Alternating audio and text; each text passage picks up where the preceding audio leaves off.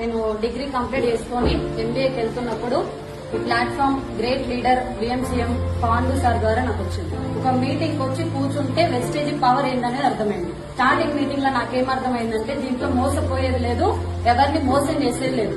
Wastage brand వాడితే ఆరోగ్యం వస్తుంది, కొన్న పర్సంటేజ్ బట్టి ఒక 5-10 రూపాయలు మనకి అకౌంట్ పడుతుంది.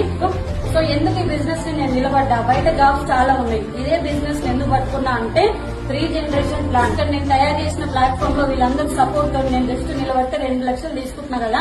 ఏదైనా జరిగి నేను ఇంట్లో కూర్చున్నా నెలకి 1-1.5 పైనే వస్తుంది.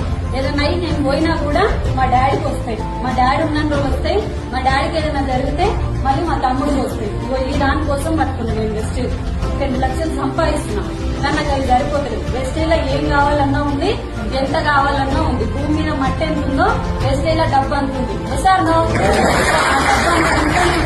కెపాసిటీ నా